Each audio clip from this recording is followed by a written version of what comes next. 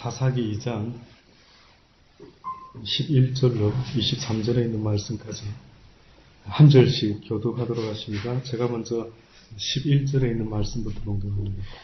이스라엘 자손이 여호와의 목전에 악을 행하여 바알들을 섬기며 애굽 땅에서 그들을 인도하여 내신 그의 하나님 여호와를 버리고 다른 신 곧 그 사방에 있는 백성의 신을 쫓아 그들에게 절하여 여호와를 진노하시게 하였으되 곧 그들이 여호와를 버리고 바알과 아스다롯을 섬겼으므로 여호와께서 이스라엘에게 진노하사 노락하는 자의 손에 붙여 그들의 노락을 당케 하시며 또 사방 모든 대적의 손에 파시며 그들이 다시는 대적을 당치 못하였으며 그들이 어디를 가든지 여호와의 손이 그들에게 재앙을 내리시며 곧 여호와께서 말씀하신 것과 같고 여호와께서 그들에게 맹세하신 것과 같아서 그들의 괴로움이 심하였더라.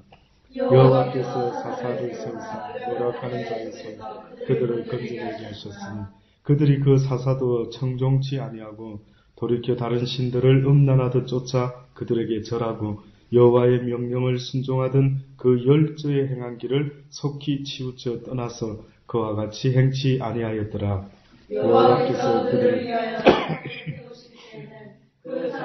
하셨고 그 사사에 사는 날 동안에는 여호와께서 그들을 대적의 손에서 구원하셨으니 이는 그들이 대적의 그 안팎함을 받아 슬피 부르짖음으로 여호와께서 뜻을 돌이키셨으니 그 사사가 죽은 후에는 그들이 돌이켜 그 열조보다 더욱 회개하여 다른 신들을 쫓아 섬겨 그들에게 절하고 그 행위와 패역한 길을 그치지 아니하였으므로 여호와께서 이스라엘에게 진노하여 이르시되 이 백성이 내가 그 열조와 세운 언약을 어기고 나의 목소리를 청정치 아니하였으니 나도 여호수아가 죽을 때에 남겨둔 열국을 다시는 그들의 앞에서 하나도 쫓아내지 아니하리니 이는 이스라엘이 그 열조에 지킨 것 같이 나 여호와의 도를 지켜 행치 아니하여 시험하려 합니다 하시니 다같이 봉독합니다. 그 열국을 주사 속히 쫓아내지 아니하시며 여호수아의 손에 붙이지 아니하였으니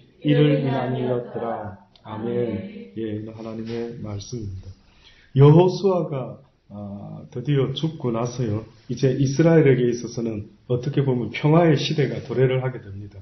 여호수아가 있었을 때까지의 시대는 어떻게 보면은 전쟁의 시대, 다시 말해서 가나안을 정복하는 정복의 시대였다라고 말하면은 이제 드디어 그 모든 가나안을 다 정복하고 이스라엘에게 어떤 시대가 주어졌느냐면은 평화의 시대가 주어졌습니다. 우리가 생각할 때에 그 전쟁의 시대보다는 평화의 시대가 훨씬 더 행복하고 기쁠 것 같다라는 생각을 하게 되지만은요. 오늘 이 말씀을 통해서 보니까 뜻밖에도 이스라엘 백성들이 그래도 전쟁할 때에는 여호와를 쫓아서 그리고 또 하나님을 바라보면서 그들이 승리를 하며 살아왔었는데 뜻밖에도 평화의 시대에는요. 그들은 각기 제 길을 가기 시작합니다. 다시 말해서 하나님이 그렇게 주의를 줬던 그 말씀을 잊어먹고요. 또다시 그들이 악을 행하게 됩니다. 그들이 가나안 땅에 바알을 섬기기 시작하고 그래서 오늘 본문에 보니 애굽 땅에서 그들을 인도하여 내신 그 열조의 하나님을 그들이 버리고 결국은 다른 신 곧 그 사방에 있는 백성들의 신 그들이 다 쫓아내지 못하고 남겨놓았던 그러한 이방인들의 그 신을 쫓아서 오히려 그들을 절하고 오히려 여호와를 진노하게 하였다라고 말하고 있는 것입니다. 미국이라는 나라도 보면은요. 그렇게 청교도인들이 모여서 그 나라를 세운 국가다라고 우리는 다 알고 있지 않습니까? 그런데 뜻밖에도 얼마 되지 않는 어떠한 이방인들 때문에 그 미국이라는 나라도요. 온갖 지금 보면 오히려 미국 사람들이 불교를 미국 사람들이 또 다른 과학 종교를 온갖 종교들을 믿고 있는 것을 보게 됩니다. 뜻밖에도 하나님만 섬기려고 세웠던 그 나라, 하나님만 섬기겠다라고 약속했던 그 이스라엘 백성들이요, 결국은 평화로울 때, 결국은 모든 열방보다 정말로 최강국이 되었을 때, 로마가 최강국이 되었을 때, 미국이 최강국이 되었을 때에 뜻밖에도 그 민족들이요 하나님을 잃어버리기 시작했던 것이 오늘 이 시대에 있는 일만이 아니라 옛날에도 그 시대에도 여호수아가 죽고 나서도 그러한 일들이 벌어지고 말았던 모양입니다.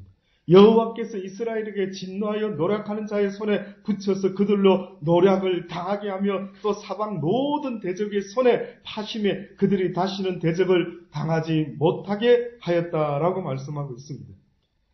여호와께서 사사를 세우게 됩니다. 사사를 세우셔서 노략하는 그러한 이방인들의 손에서 이스라엘을 구원하게 됩니다.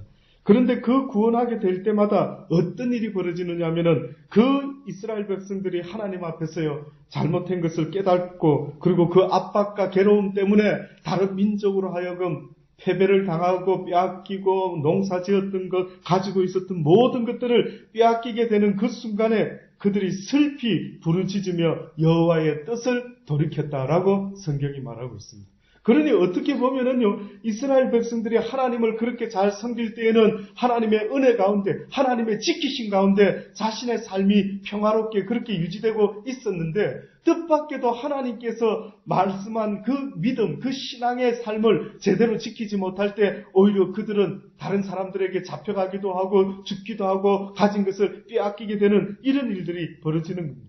비로소 또 그렇게 되면은 그때서야 하나님을 부르짖으면서 하나님 도와주세요, 도와주세요, 살려주세요 라고 부르짖을 때에 비로소 하나님이 그 뜻을 돌이켜서 그들을 위하여 사사를 세우기 시작했던 것입니다. 그래서 이 사사기서 내용을 보면은 200년 동안 13명의 사사들이요 등장하게 됩니다. 그 사사라고 하는 존재는 왕도 아니요 선지자도 아니요 이스라엘 백성들이 하나님의 법을 스스로 잘 지키지 못할 때마다 그래서 다 막 일이 엉망으로 되고 이제 더 이상 자기들의 힘으로 평화를 이루어낼 수 없는 그런 어려운 상황이 벌어졌을 때 그때서야 부르짖고 부르짖을 때마다 나타나고 등장했던 사람이 있었는데 그게 바로 사사라고 하는 사람입니다.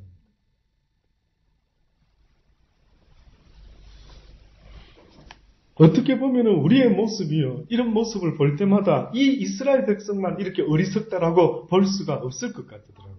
이 땅에 육을 가지고 살아가는 우리의 모습이 바로 이 모습이지 않을까라는 생각이 듭니다. 아무리 하나님을 경험하고 홍해가 갈라지는 경험, 요단강이 갈라지는 경험, 가나안 여리고성이 무너지는 경험, 온갖 경험을 다 했지만은요.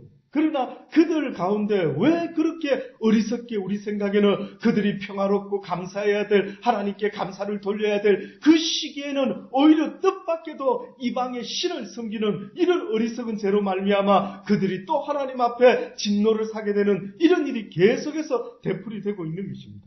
그런데 뜻밖에도 하나님은 그들이 그렇게 잘못했을 때마다 하나님께 부르짖으면은요 하나님이 살려주시는 거예요. 그래서 저는 생각해 볼 때, 야, 의인은 없나니 하나도 없다라는 말이 맞구나. 이 세상에는 의인이 없나니 하나도 없다라고 로마서 3장에 보면은요, 뭐라고 표현하고 있느냐 하면, 그러하면 어떠하뇨? 우리는 나으뇨? 결코 아니라 유대인이나 헬라인이나 다 제 아래 있다고 우리가 이미 선언하였느니라. 기록한 바 의인은 없나니 하나도 없으며 깨닫는 자도 없고 하나님을 찾는 자도 없고 다 치우쳐서 한 가지로 무익하게 되고 선을 행하는 자는 없나니 하나도 없도다라고 바울은 말했습니다. 유대인이나 헬라인이나 교회 다니는 사람이나 교회 다니지 않는 사람이나 오늘 이 시대에 보면은 하나님 앞에서 어떻게 보면 의인은 없나니 하나도 없다는 완전한 자는 없다라는 것입니다. 어떻게 보면 기독교인과 세상 사람의 차이가 뭡니까라고 할 때 얼핏 생각하면 기독교인은 좋은 사람, 기독교인이 아닌 사람은 나쁜 사람, 기독교인은 착한 일 하는 사람, 기독교인이 아닌 사람은 나쁜 일을 하는 사람이라고 생각할 수가 있겠지만은 차이나 정도는 혹 있을는지 모르지만은 사도 바울은 그 시대에도 분명히 말하기를 어떠하뇨? 우리 유대인들은 저들보다 낫느냐? 그렇지 아니하다. 유대인이나 헬라인이나 다 제 아래 있다라고 우리가 이미 하나님 앞에서 선언하지 않았느냐. 기록되었던 말씀을 기억하라. 의인은 없나니 하나도 없으며 깨닫는 자도 없고 하나님을 찾는 자도 없고 다 치우쳐서 한 가지로 무익되게 되고 선을 행하는 자는 없나니 하나도 없다. 저희 목구멍은 열린 무덤이요 그 혀는 속임을 베풀며 그 입술에는 독사의 독이 있고 그 입에는 저주와 악독이 가득하고 그 발은 피 흘리는데 빠른 발이라. 파멸과 고생이 그 길에 있어 평강의 길을 알지 못하였고 저희 눈앞에 하나님을 두려워함이 없느니라 함과 같지 않느냐. 너희들 모습이 그렇지 않느냐. 주여 주여 하면서도 전혀 하나님을 두려워하지 아니하고 오히려 너희가 세상 사람들과 똑같이 제 아래서 죄를 밥 먹듯 먹고 마시며 짓고 있지 아니하느냐라고 말합니다. 전도서 7장 20절에 보면은 21절의 말씀까지 보면은 어떤 표현을 정확히 쓰고 있느냐면 선을 행하고 죄를 범치 아니하는 의인은 세상에 아주 없느니라. 선을 행하고 죄를 범치 아니하는 의인은 세상에 아주 전혀 없느니라. 무릇 사람의 말을 들으려고 마음을 두지 말아라. 네 생각할 때 어떤 사람이 굉장히 선한 사람 같고 굉장히 괜찮은 사람 같고 굉장히 선을 행하고 의로운 사람 같은데 그 사람의 말을 들으려고 마음을 두지 말라. 원컨대 내 종이 너를 저주하는 것을 들으리라.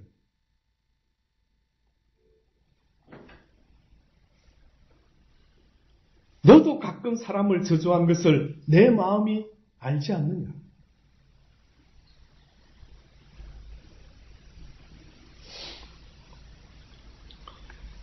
그러니 이스라엘 백성들이 목이 곧은 백성이다. 어찌 이래 미련할꼬라고 말할 수 있겠지만 사실은 그들의 모습이 곧 나의 모습이다라는 사실을 잊지 마십시오. 아무리 내가 교회를 다니고 목사고 전도사고 장로고 어떤 사람이라 할지라도 내 육이 있는 한은 하나님 앞에서 나의 의로움을 자랑할 일이 전혀 없다라는 사실을 잊지 마십시오. 그렇다고 해서 다른 사람을 함부로 손가락질하고 죄짓는 사람을 함부로 돌을 던지려고도 하지 마시기를 바랍니다. 그 누구도 해 아래서 어떤 사람이 어떤 사람을 정죄하고 판단하고 심판할 수 있는 자격은 우리에게 전혀 없다라는 사실을 잊지 마십시오. 오직 하나님 앞에서 용서받을 수 있고 하나님 앞에서 인정받을 수 있는 사람이 있다고 한다면 뜻밖에도 어떤 사람인 줄 아십니까? 그것은 바로 회개할 줄 아는 사람입니다.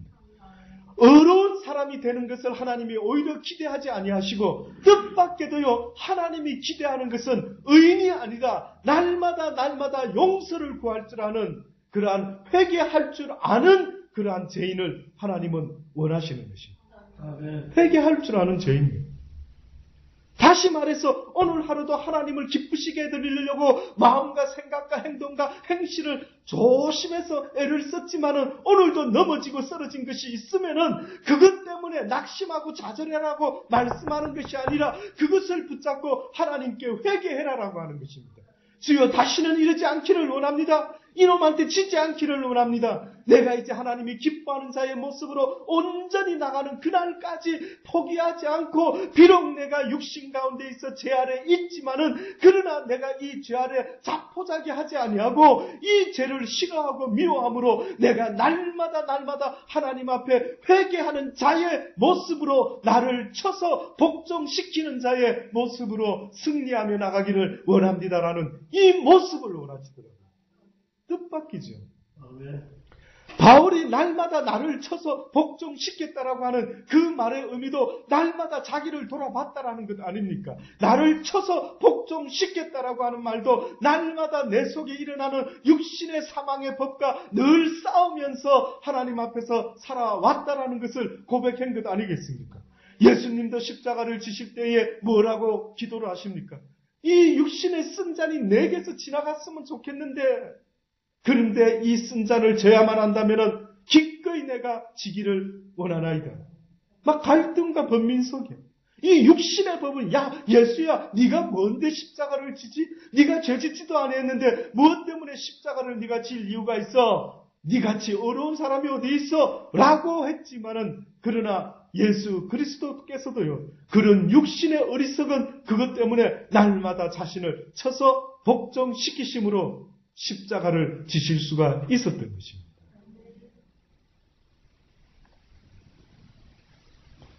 나 주 여호와가 말하노라. 이스라엘 족속아 내가 너희 각 사람의 행한 대로 국문할지라 너희는 돌이켜 회개하고 모든 죄에서 떠날지어다. 그리한즉 죄악이 너희를 패망케 아니하리라. 죄악이 너희를 패망시키지 않도록 하라. 네가 죄를 선택하면 그 죄가 너를 죽일 수가 있으니 네가 그 죄로 말미암아 패망당하지 아니하도록 하라. 너희는 범한 모든 죄악을 버리고 마음과 영을 새롭게 할지어다. 이스라엘 족속아, 너희가 어찌하여 죽고자 하느냐? 나 주 여호와가 말하노라. 죽는 자의 죽는 것을 내가 기뻐하지 아니하노니 너희는 스스로 돌이키고 살지어다. 이 에스겔서 18장에 있는 말씀. 에스겔 선지자가 이스라엘 백성에게 또 나타나가지고 또 하나님의 뜻을 잊을만 하면 그들에게 또 리마인드 시키고 또 새롭게 각성을 시키는데 뭐라고 각성을 시킵니까? 회개하라, 모든 죄에서 떠날지어다 라고 말합니다. 결국 우리가 싸워야 되는 것은, 원수는 죄라고 하는 것을 잊지 마십시오. 영의 세상에 사단이가 있다라고 한다면 이 현실 속에서 우리에게 다가오는 날마다의 적이 있다면 그건 죄입니다. 죄. 내가 습관적으로 짓고 있는 죄, 나도 모르게 누군가에게 꾀임을 받는 죄. 돌아보십시오. 오늘도 내가 무슨 이야기를 듣고 무슨 소리에 귀를 기울이고 있는지 우리 스스로를 가만히 보면은요, 어떻게 보면은 직장 생활을 하는 사람이든 아니든 하루 종일 내가 듣고 말하는 이야기가 뭔지를 한번 녹음해 보십시오. 오늘 하루도 내가 무슨 소리 듣고 누구와 무슨 대화를 많이 했는지 한번 돌아보십시오. 하나님 이야기를 많이 하셨습니까? 하나님 생각을 많이 하셨습니까? 어떻게 하면 내가 죄를 짓지 않을까? 하나님이 싫어하는 거 하지 말아야지. 내가 배우지 못했으면 모르지만 이제는 내가 배웠으니 배운 것을 꼭 지켜야지. 얼마나 많이 생각하셨습니까?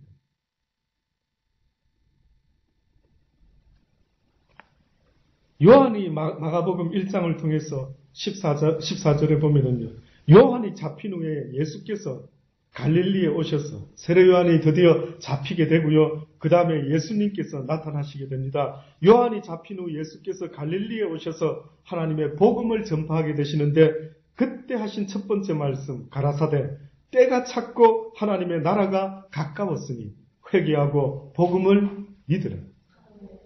이것이 바로 예수님이 하신 첫 번째 말씀이었습니다. 공식적인 예수님의 첫 번째 말씀이 바로 이 말씀인 것입니다. 가라사대, 때가 찼고 하나님 나라가 가까웠으니 회개하고 복음을 믿으라. 회개하고 복음을 믿으라. 그냥 복음을 믿을 수가 없다는, 죄라고 하는 것은 하나님과는 도무지 가까이 있을 수가 없는 모습이기 때문에 하나님께서는 계속해서 우리에게 뭐라고 말씀하느냐면, 너희의 죄를 회개해라. 그것은 내가 대신해 줄 수 있는 것이 아니라 너희들 스스로가 그것을 깨닫고 회개하는 자가 되어야 된다라고 말씀하고 있는 것입니다. 회개는 죄송한데 대신해 줄 수 있는 게 아닙니다. 물론 우리가 기도할 때에 회개의 영을 우리에게 더하여 주옵소서라고 말하는 것은, 다시 말해 내 죄를 깨달을 수 있도록 은혜를 베풀어 주옵소서라고 말하는 겁니다. 많은 은혜가 있죠. 세상에 많은 은혜가 있는데 뜻밖에도 은혜가 나의 죄를 깨닫게 해주는 은혜. 그래서 내 죄를 하나님 앞에 고백할 수 있게 되어서 하나님의 영이 나와 가까이에 있을 수 있도록 하나님의 은혜를 얻는 것, 이것이 바로 뜻밖에도 죄를 깨닫는 은혜인 것입니다. 뭐가 잘못하고 있는지 모르는 자가 있다면 얼마나 답답한지 모릅니다. 저도 아들 셋을 키워보고 있는데요, 그 아들 중에 만약에 어떤 아들이 그렇게 잘못했다라고, 너 그러면 안 된다, 그렇게 해서 안 돼, 가르쳐 주는데도 말귀를 못 알아듣는 아들이 있으면 여러분 심정이 어떻겠습니까? 답답하죠. 야, 저 어떻게 자기가 지금 무슨 짓 하는지를 왜 못 느끼지? 왜 못 느끼지? 그럴 거 아닙니까? 그러면 혹시 여러분 스스로는 돌아보십시오. 지금 누군가를 통해서 내 자신에 대해서 하나님이 계속 만약에 지적해 주는 말이 있다면 뭘까라고 한번 생각해 보십시오. 주의 영이 내게 가까이 임하여 주옵소서. 그 말 안 해도 내가 날마다 내 자신을 돌아보고 회개할 줄 아는 자의 모습으로 날마다 하나님 앞에 몸부림친다고 한다면 하나님이 가까이 할 수밖에 없지 않겠습니까? 하나님이 도와주시려고 해도 누구를 도와주려고 하겠습니까? 우리가 학생을 가르쳐 보면은요, 학원에서 학생 가르칠 때에 선생님들이 하는 말 중에 한 가지 공통되는 말이 있습니다. 뭔 줄 아십니까? 아이고, 암만 선생님이 있고 가해 선생님이 있어도 하려고 하는 놈이 결국은 내가 도와주고 싶고 또 도와줬을 때 그 결과가 잘 나는 것 아니겠습니까? 맞습니까? 예. 하려고 해야 될 거 아닙니까? 공부를 하려고 하는 놈한테 좀 가르쳐줘서 금방금방 실력이 늘고 아주 성장할 수 있는 것처럼 하나님도 도와주고 싶은데 누구를 도와줄 것 같습니까? 애를 쓰는 사람입니다. 저는 애쓰는 사람들 앞에 진짜 박수를 쳐드리고 싶어요. 우리가 흔히 말했을 때 남자와 여자 젊은 결혼하기 전에 미혼의 남녀들한테 물어볼 때에 저는 이런 말이 가장 마음에 듭니다. 어떤 여자가 멋있어 보입니까? 어떤 남자가 멋있어 보입니까? 라고 할 때에 저는요, 자기 일에 열심히 땀 흘리면서 일하는 남자 보면 너무 매력적입니다. 자기 일을 열심히 하는 아주 똑소리 나게 하는 그런 아가씨를 보면 참 매력적입니다. 예, 저도 그렇더라고요. 외모가 무슨 키가 커야 되고 뭐도 여러 가지 조건이 있을 수 있겠지만 그러나 저도 봐도요, 사람이 젊은 친구가 열심히 사는 모습을 보면 참 대견스럽고 도와주고 싶더라고요. 언젠가 말씀드렸는데 구두를 사러 갔었더니만은 그 구두 파는 어떤 청년이 얼마나 열정적으로 저를 쳐다보면서 구두를 소개하고 막 이것도 신어보시죠, 저것도 신어보시죠 하는 그 모습이 와닿을 때에 야, 이 친구 참 열심히 일한다. 사주고 싶더라고요. 딴 데서 사고 싶지 않고 그 청년한테 사주고 싶은 마음이 우러나는 것처럼 하나님도 지금 우리에게 회개하라라고 말하지 않습니까? 그러니 날마다 내 자신을 돌아보는 그 일이 어떻게 보면 선한 일을 행하는 것보다도 더 중요하다라는 것을 말하고 있는 것입니다. 네가 아무리 어려운 일을 행하려고 애를 쓴다고 할지라도 너는 그 일로 인하여 의인이 될 수가 없느니라.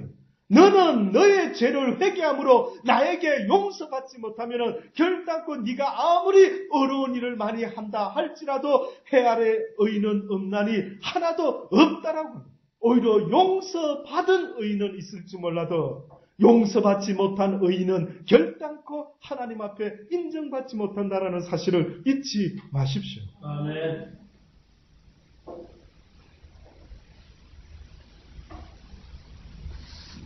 베드로가 설교를 했을 때에도 그때의 그 베드로의 설교를 들은 많은 사람들이 베드로에게 고백합니다. 베드로 사도요,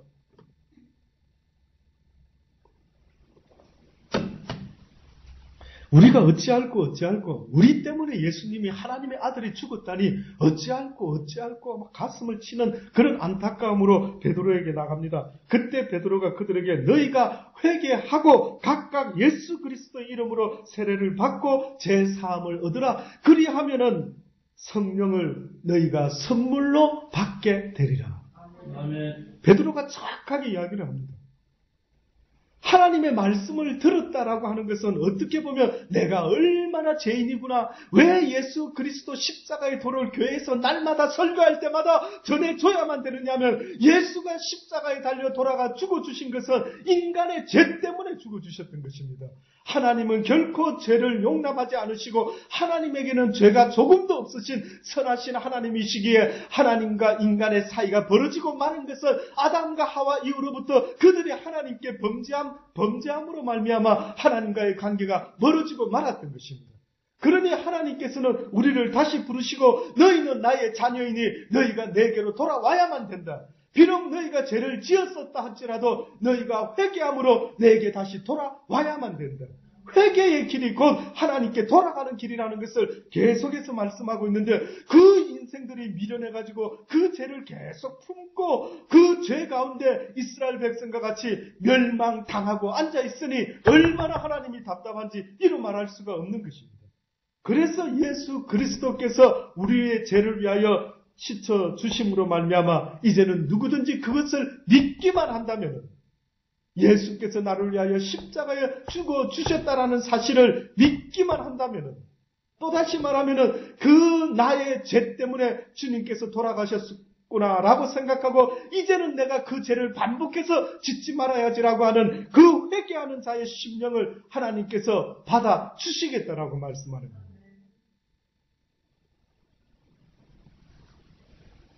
그리고 예수 그리스도의 이름으로 세례를 받아라. 다시 말해서 세례를 누가 받습니까? 하나님의 말씀을 이제 잘 배워가지고 이제는 제가 죄를 회개할 뿐만 아니라 이제는 한 걸음 더 나아가서 하나님이 가르쳐주신 이 복된 말씀대로 이제 하늘 백성의 모습으로 이 세상을 살아가기를 원합니다. 이제 나의 시민권은 이 땅에 있는 것이 아니라 하나님 나라에 있으니 이제는 내가 세례를 통하여 나에게 인을 치소서, 그리하여 나에게 시민권을 주소서, 이제 내가 하나님의 백성의 모습으로 이 세상을 살아가기를 원하나이다 라고 제사함을 받고 세례를 받고 또한 제사함을 얻게 되면은 그리하면 성령을 선물로 받으리라. 성령은 그냥 주시겠답니다. 누구에게? 바로 이렇게 자기의 죄를 회개하고 예수 그리스도의 이름으로 세례를 받고 이제 그 말씀대로 열심히 살아가다 보면은 제사함을 받는다. 고넬료라는 사람 아십니까? 그가 예수를 잘 모르고 하나님의 율법의 말씀만 붙잡고 얼마나 구제를 많이 하고 얼마나 기도생활 많이 하고 얼마나 정말 신앙생활 열심히 하고 지냈는지 모릅니다. 그것이 어떻게 되었다고요? 하나님께 상달이 되니까 뜻밖에도 베드로를 불러오게 해서 베드로로 말미암아 예수 그리스도의 말씀을 듣게 하고 결국 예수 그리스도의 말씀을 듣게 되었다라는 것은 그가 회개할 죄인임을 깨닫게 해주었다는 거예요. 그랬을 때 그가 그 말씀을 들고 깨닫고 회개함으로 믿음으로 하나님을 찬양했더니만 성령이 그에게 임하는 것을 보고 와, 이방인에게도 하나님의 성령이 임하는 것을 우리가 보는도다.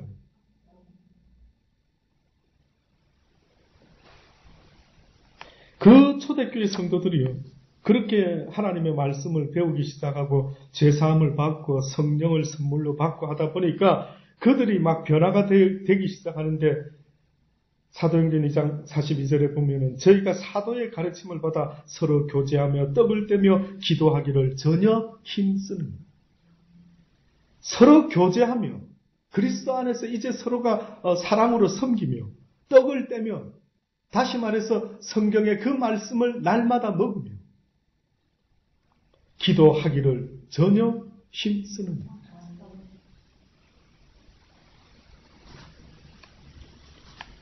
에베소 교회들이여, 에베소 교회여, 그곳에 있는 너희들은 이 말을 들을지어 너를 책망할 것이 있나니 너의 처음 행위, 처음 사랑을 버렸느니라.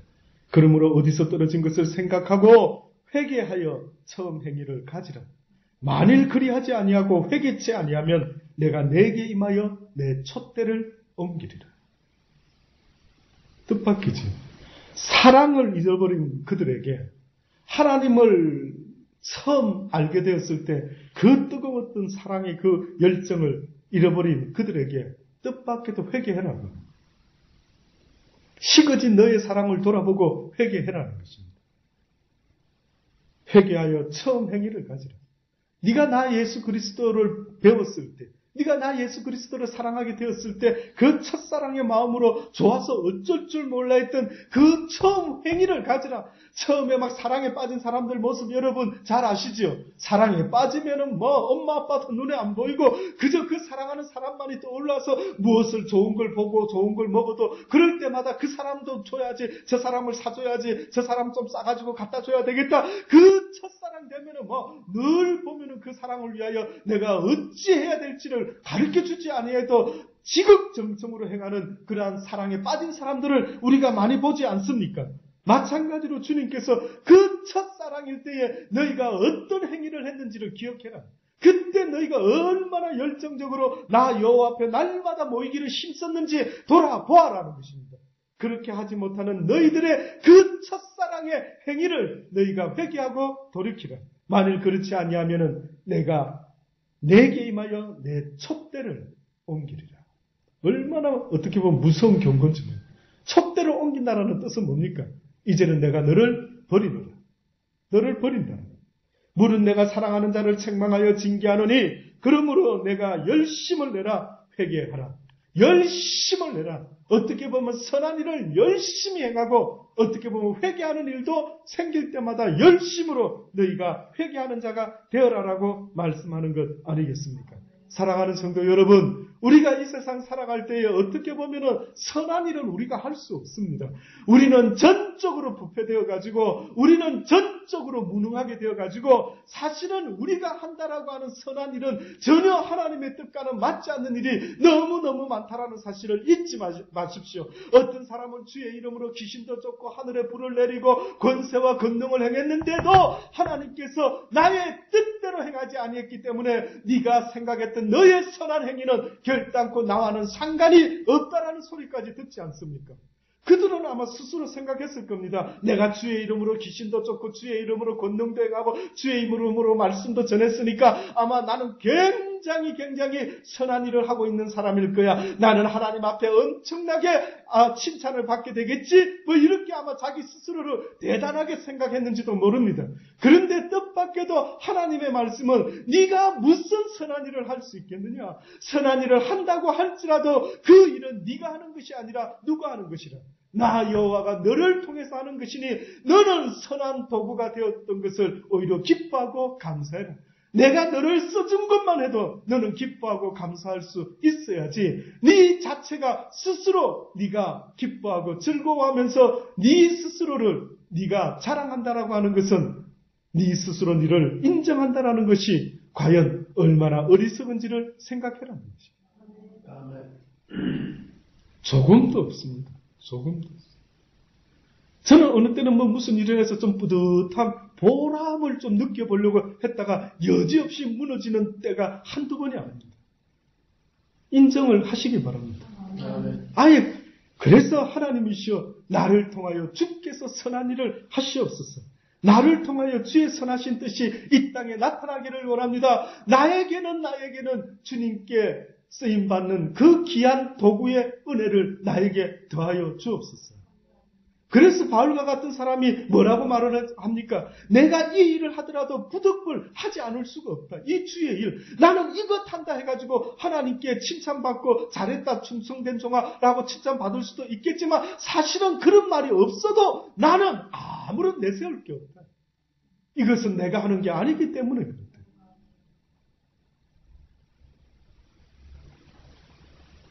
날마다 이 사실을 잊지 마시고요.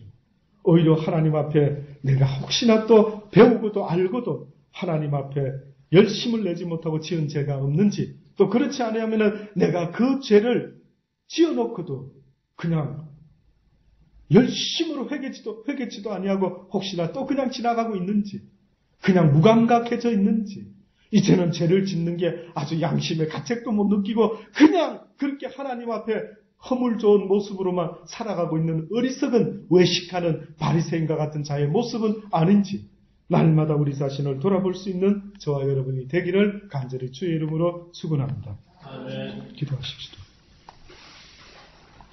하나님 그렇습니다. 늘 돌아보기를 원합니다. 무슨 일을 할지라도 내 힘으로 할 수 있는 것은 아무것도 없음을 아버지 늘 인정할 수 있기를 원합니다. 우리는 육신을 가지고 제 아래 태어나서 제 가운데 날마다 밥을 먹고 살아왔던 우리의 모습들이, 우리의 습관들이 언제나 날마다 주님 앞에서 부끄럽고 죄송한 것 뿐이라는 사실을 아버지 고백합니다. 이제는 이러한 어리석음과 제 가운데 머물지 말게 하시고 모든 옛 구습을 벗어버리게 해주셔서 이제는 날마다 주님의 말씀만 붙잡고 그리하여 주님의 말씀을 붙잡은 그 가운데 죄를 싫어하고 미워하며 하나님 앞에서 날마다 우리 자신을 쳐서 복종시키며 주님께 나아가기를 결심하는 우리 모두가 되게 하여 주옵소서. 자랑할 것이 있다면 오직 주만 자랑하게 하시옵소서.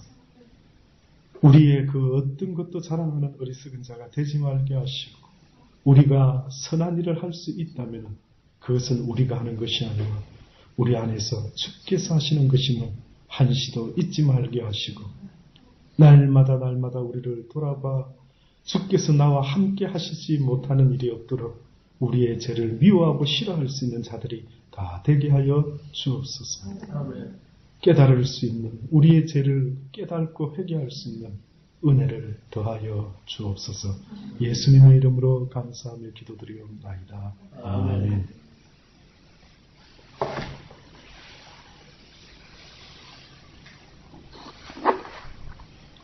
177장입니다. 성령이여 강림하사 177장.